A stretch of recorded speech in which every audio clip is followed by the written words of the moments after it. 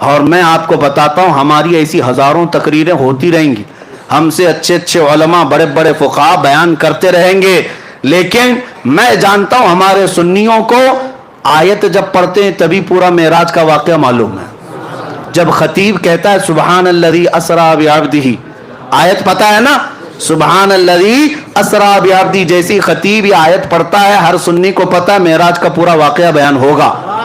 لیکن ہماری ہزاروں تقریریں ہو جائیں، کچھ لوگوں کو نہیں سمجھنا ہے، نہیں سمجھیں گے، چاہے ان کو آیتیں پڑھو چاہے حدیثیں پڑھو، ان کو نہیں ماننا ہے۔ کیوں؟ کالا چشمہ جو لگا ہوا ہے۔ اللہ کرے کہ وہ چشمہ اتر جائے اور عشق مصطفیٰ کا چشمہ لگائے۔ ہاں میرے عزیزو، یہ چشمے کی بات نہیں کر رہا ہوں، وہ چشمہ ہی کچھ اور ہے۔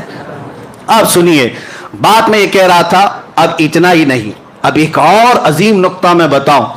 ابو سفیان ابھی ایمان لائے ہوئے نہیں تھے، کافروں میں، یہ روم گئے تھے، ملک روم، وہاں کا بادشاہ عیسائی تھا، عیسائی بادشاہ ہے، اور اس کے دربار میں ابو سفیان کیا شکایتیں لے کر گئے تھے اس وقت مکہ کے صحابہ اور حضور کے خلاف، بہت سارے سوالات۔ وہ وہاں کا عظیم الروم جس کو کہتے ہیں، اس نے پوچھتا تھا حضور صلی اللہ علیہ وسلم کے بارے میں، ابو سفیان کو سوال کرتا تھا، پہلے جس محمد کی تم برائی کر رہے ہو پہلے مجھے کچھ سوالوں کے جواب دے دو، پہلے یہ بتاؤ کیا وہ بادشاہوں کے خاندان میں ہے یا اپنے علاقے کے سب سے شریف خاندان میں؟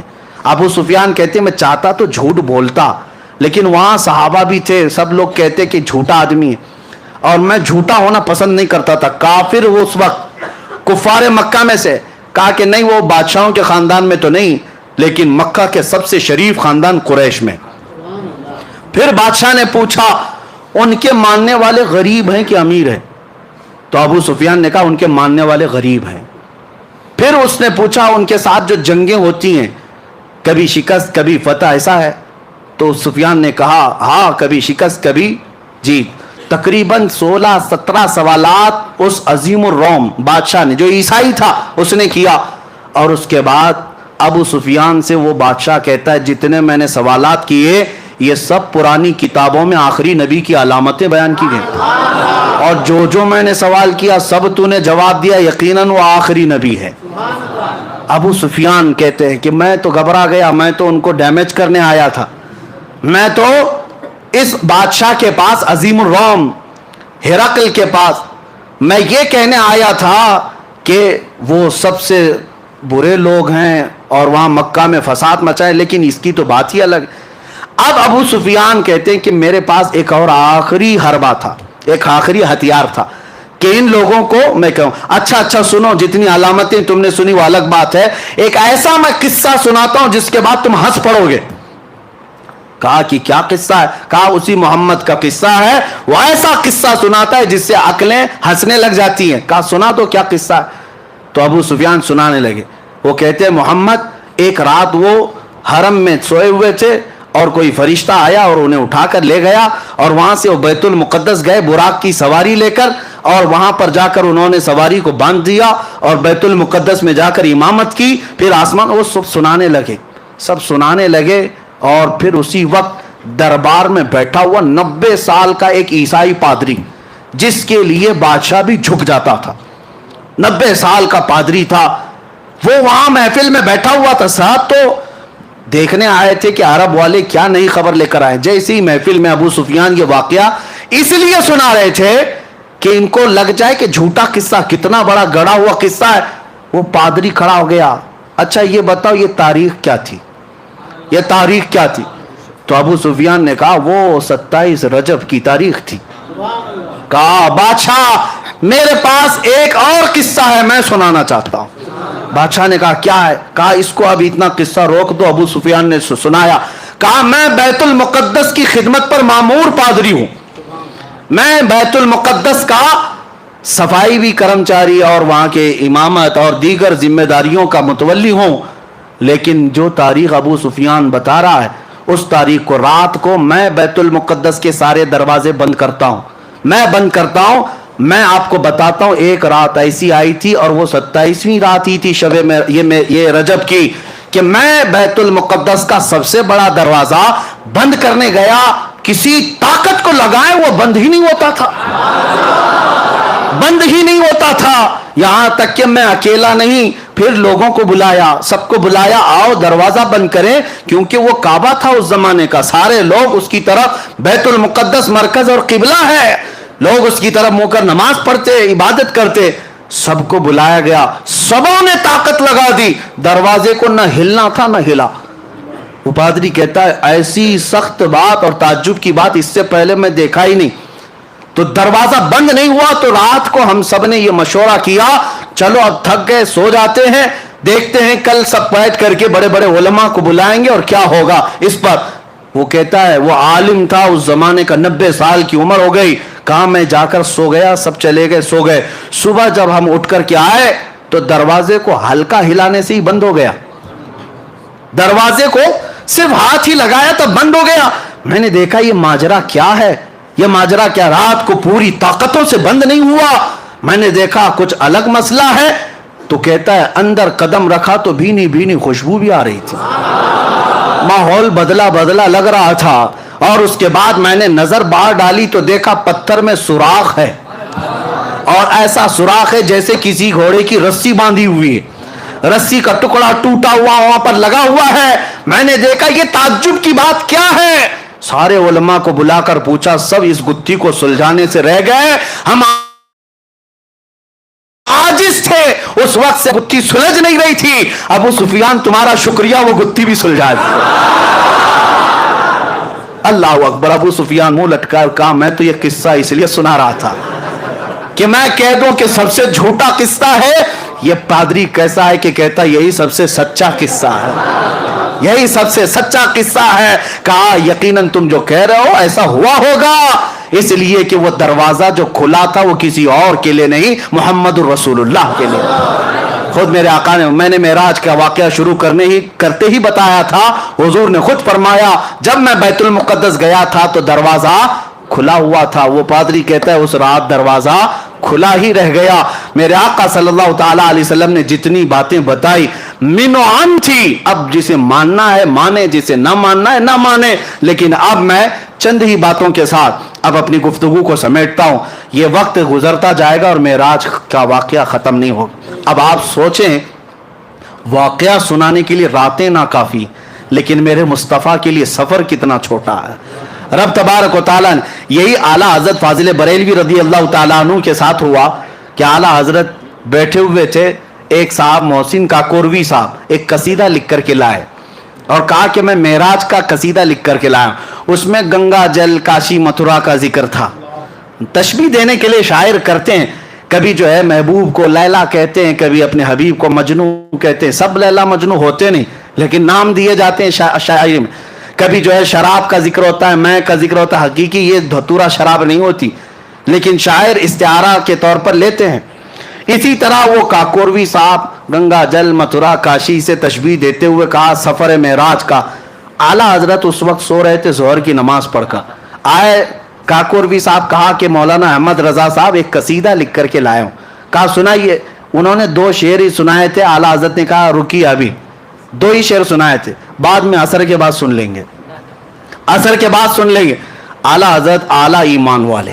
हाँ, आला हजरत जब हुजूर को किसी बात से तशबीह भी देते थे ना, तो वो बड़े आला किस्म से। किसी ने कहा, आला हजरत ने लिखा है कि हुजूर पाक सल्लल्लाहु ताला अलैहि वसल्लम के कपड़े मैले हो गए थे, यानी गर्द गुबार लगती है तो क्या कहते हैं, मैले हो गए। आला हजरत ने फरमाया खबरदार खबरदार, नबी पाक सल्लल्लाहु अलैहि वसल्लम के कपड़ों को मैला ना कहें, वो मैले नहीं होते। फिर जो चीज धूल गुबार लगती मैला ही तो कहेंगे, क्या कहेंगे। अदब सीखो बरेली वाले से। आला हजरत फरमाते ये क्यों नहीं कह सकते कि मिट्टी गर्दो गुबार ने मेरे मुस्तफा के दामन को चूम लिया, मिट्टी चूम रही थी, ये क्यों नहीं कह सकते। नजर वही ऐनक की बात है, तुम जैसा देखोगे वैसी चीजें आएंगी। तो काकोरवी साहब ने कसीदे के 2 शेर ही सुनाए थे। आला हजरत ने कहा रुकिए, काशी गंगा जल बाद में सुनेंगे। असर की नमाज का वक्त हुआ, आला हजरत सुन्नत पढ़ने के लिए गए।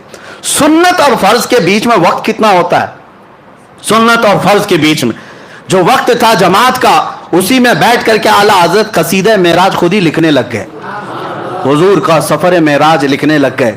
अब सुनो, 1 शेर 2 शेर 3 शेर असर की जमात से पहले पहले आला हजरत ने पूरे सफर मेराज के 168 अशार लिख दिए। 168 कसीदे मेराज पूरा लिख दिया।